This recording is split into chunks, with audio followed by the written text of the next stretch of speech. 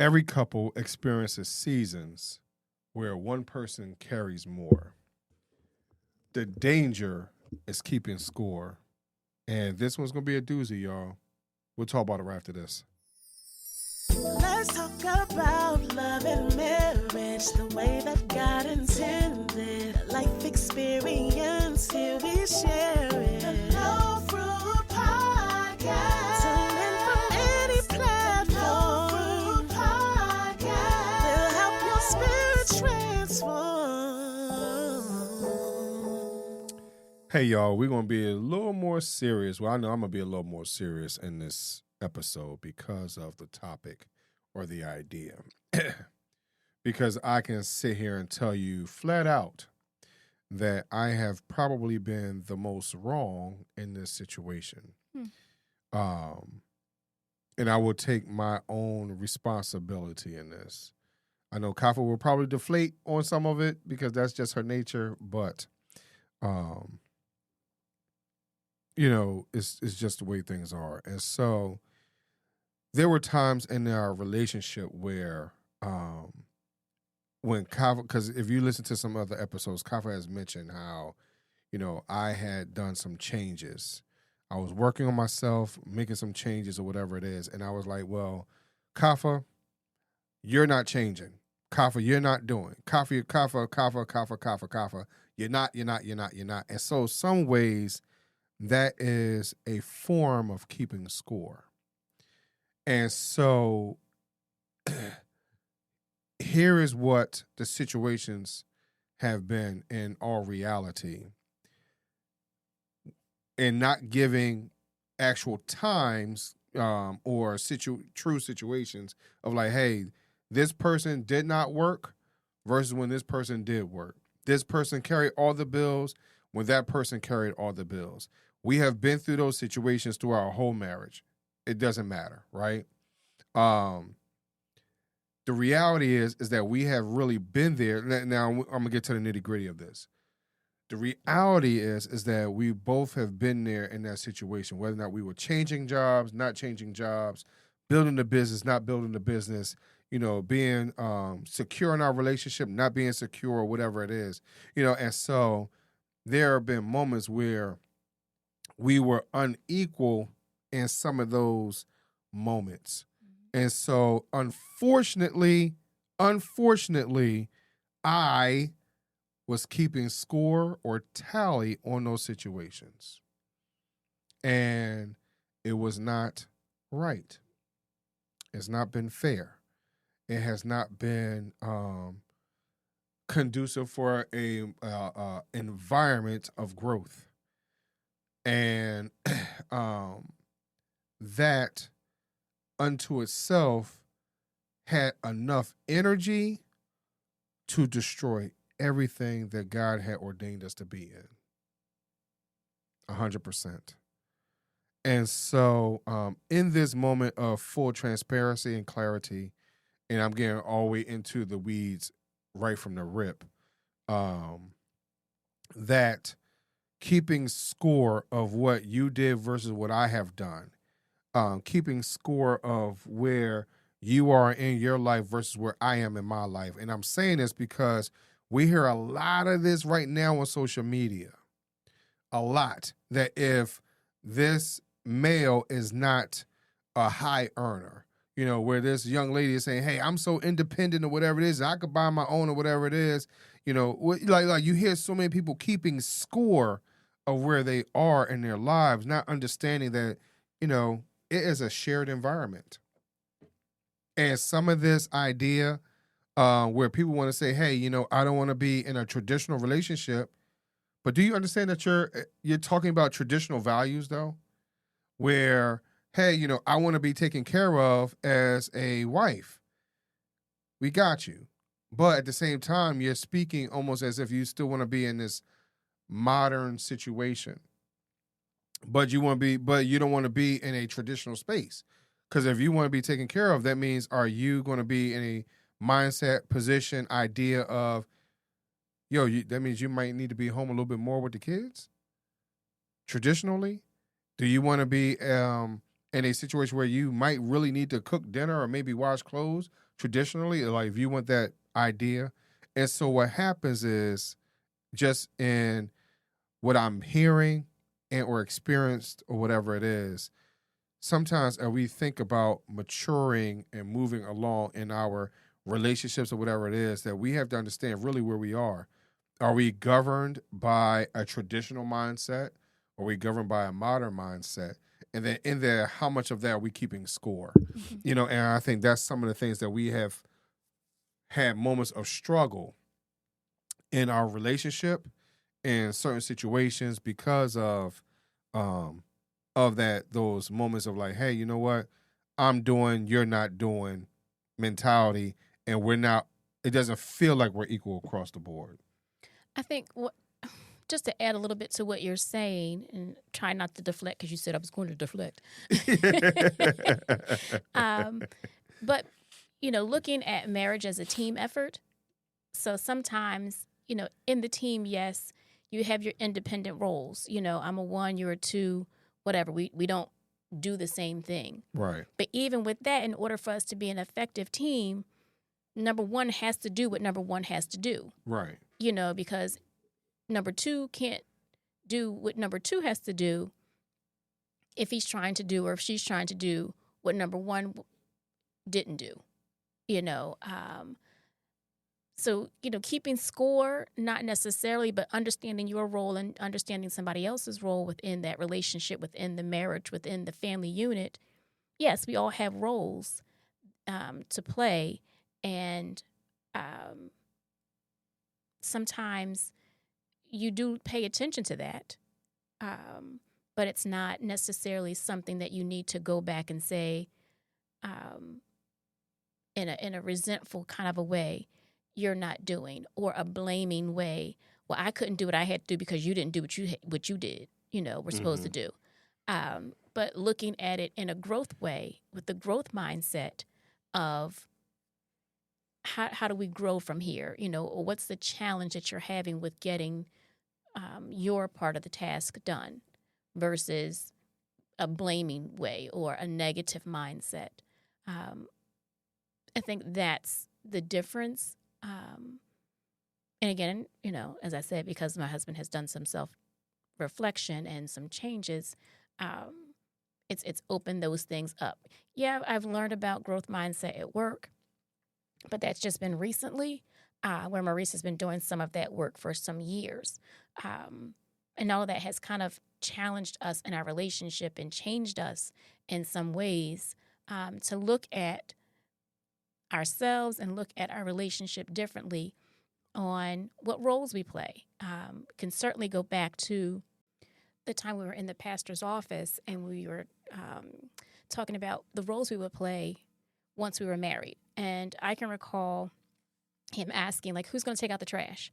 And I was like, I can take out the trash. That's not a problem. Like, I'm currently doing it now.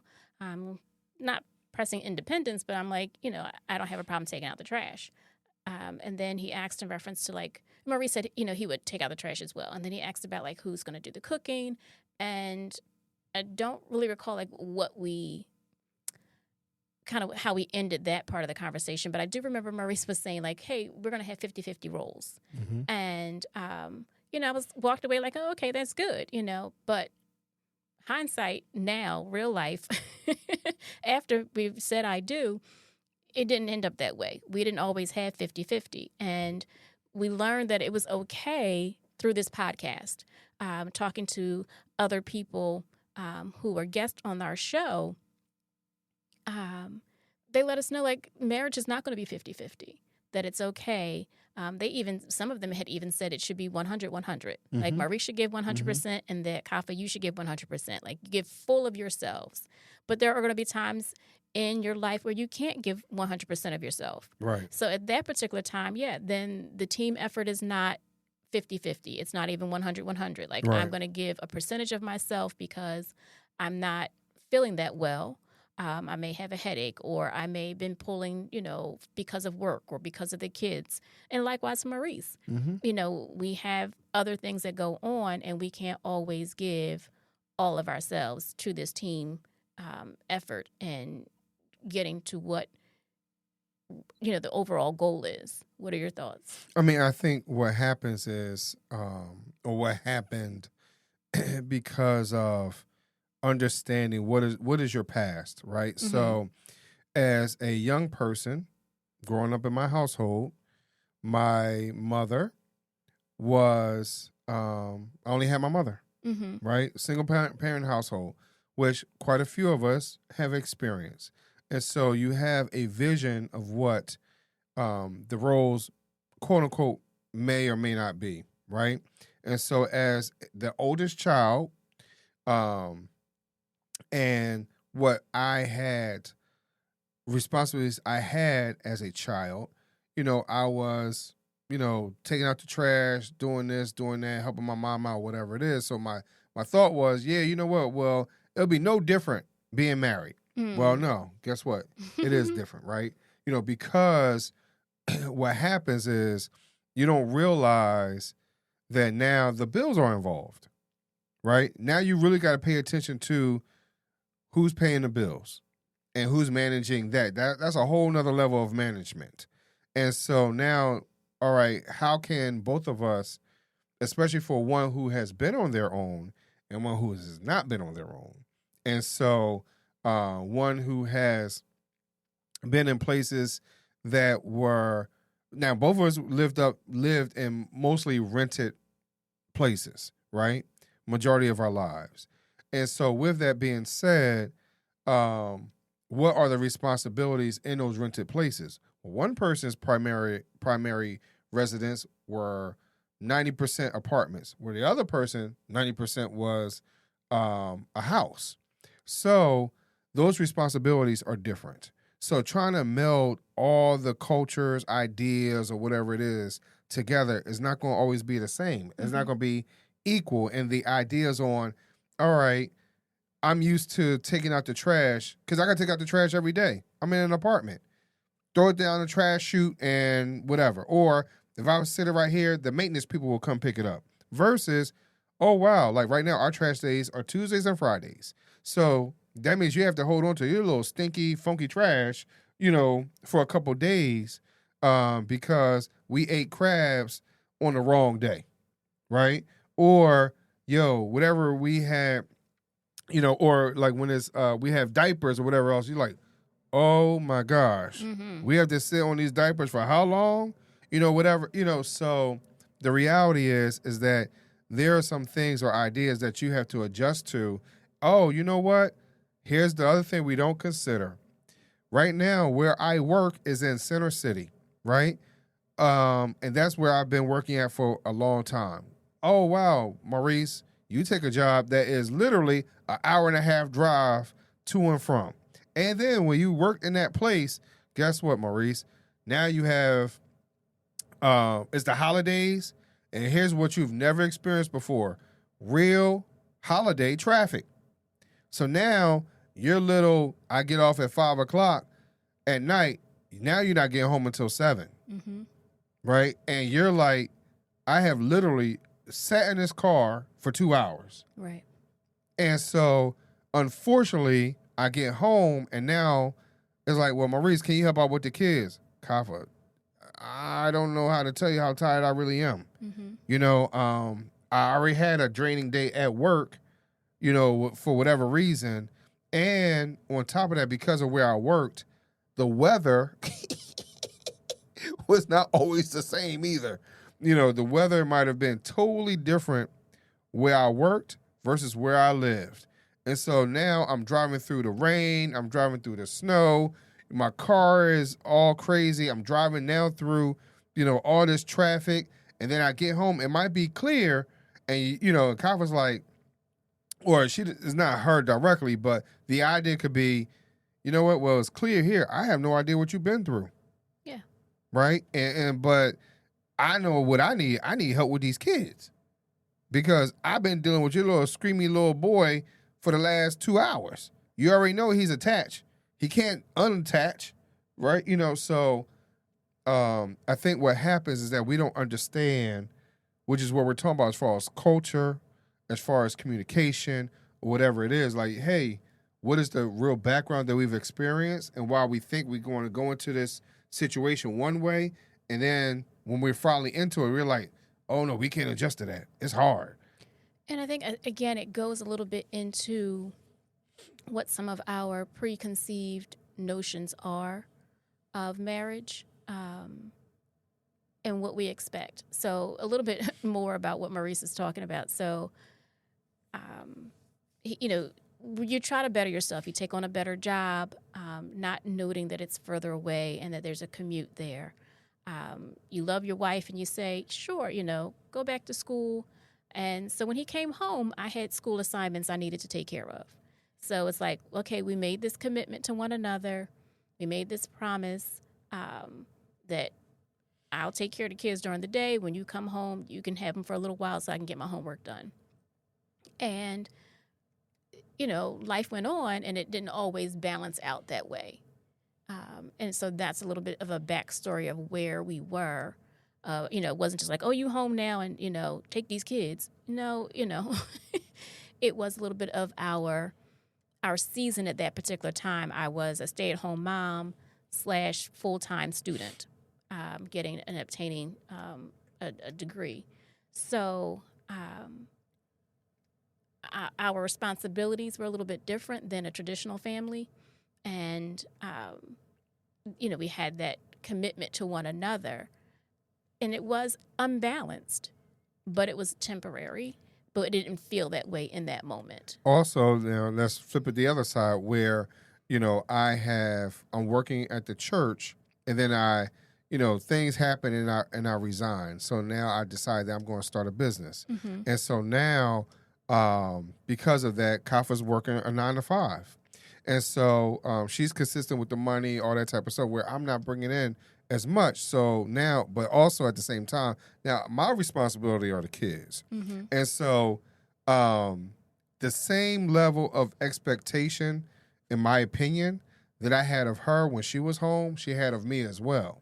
And so the reality is that, again, things felt unbalanced. It felt unsure or whatever it is. And then now, because unfortunately, we feel like the other person wasn't doing anything at home. Like, you have all the time in the world to do X, Y, and Z, not realizing that there is a whole heck of a lot of work that has to happen while I'm home. Mm-hmm. So just because you at work answering phones, writing emails, writing a paper, attending a meeting or whatever it is, and then you have to commute on top of that, doesn't mean that just because I'm at home that I'm not, you think that I'm just sitting on the couch playing video games or I'm asleep or whatever it is.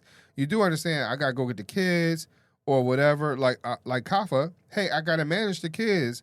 They're a lot younger. So they need a little bit, what appear to be more of my attention. But the reality is that whether they're 2 or 10, whether they're 5 or 15, I don't believe that their attention changes. I think their attention stays the same. Because at 15, what are they into? Mm-hmm. Right? They quiet. Right. What they doing? So now, just because you might have a quick, a better 5 minutes of quiet, but now you're like, wait a second, it's too quiet. Mm-hmm. What's really going on? And so because of those moments of where feel like you're detached to the kids and like they're not hanging on to you every 5 minutes, now, but you don't really realize what's really going on in that space, and then because now they also want to do after school programs, they want to do during school programs, they want to do before school programs or whatever it is, and it takes away from what you really would like to achieve, right. And so to me, it's no different one way or the other. Again, it can feel imbalanced, and then because we're keeping score, right? Mm-hmm. We're keeping score in all of this. Guess what? Now our level of intimacy has changed. Yeah. Now the fact that, because we're like, hey, well, you're not doing what you're not doing. We're so busy pointing fingers that, we're not so busy taking those fingers and hugging each other, interlocking each other's hands, holding, and embracing or whatever it is, whatever your definition of intimacy really is. Mm-hmm. Even when having a conversation of, hey, how are you really doing in this moment? And having those hard conversations that can cause a little pain or whatever. Because now what's happening is those things are quietly breeding resentment between each other, between both of us. Yeah. And that has happened over the years. So as I told y'all that this episode was not going to be easy. It was not going to be fun, whatever it is, because these are some real situations. These are a real place or space that has happened in our lives. And I really want to talk to y'all from a real perspective, because we could be happy-go-lucky. We could quote Bible and say, marriage prosperity message, right? But the reality is that sometimes, when it comes to love, it's hard, right? It is not easy, and we could be in a position where it hurts way more than it should. That's what it feels like. But the reality is that when you let your guard down, when you're vulnerable, whatever it is, you're more susceptible to those arrows or whatever it is. And then when you let your guard down, now you're like, all right, let me put the shield back up. But now the shield has been damaged, or you've been hurt before you got the shield up, and now you're like, well, you really hurt me. I don't know how to deal with that. I thought you loved me. Mm-hmm. How can you hurt me like that if you love me? And then and so, yes, I might have had that commute to and from, but Kafa's like, well, Maurice, what about our commitment to even me and my future, right? Vice versa. Kafa's working all day, and I'm trying to start the business and work on the business. Well, Kafa, what about me and my future, right? And so what has had to happen is that we've had to have these real conversations and understand that we've had to release some of the expectations that we thought the other person should have. And so I encourage each and every one of you to do the same thing. Maybe take a look at what your expectations are of that other person and now release it that you've been holding over that person's head. Because we do that, right? And sometimes it's quietly. Right. Like you're not openly, keeping score. You kind of keep it, in your back pocket, on the app on your phone somehow, like you're keeping that score. But as Maurice is saying, you have to begin to let that go, address those expectations, because a lot of times our expectations are really unreal. They're unobtainable. Right. And you're just setting yourself up for failure. So please be cautious of that. And like Maurice is saying, release it, let it go. This is the time to do that. So if you can, please share this episode with someone who might be having a hard moment, a hard situation, where someone might be feeling like they're unseen or unheard or whatever it is, because the reality is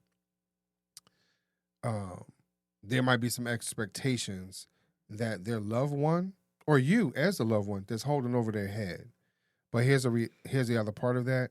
We don't know what expectations they have themselves, whether it's what expectation they have of you or even of a personal expectation of themselves. Right.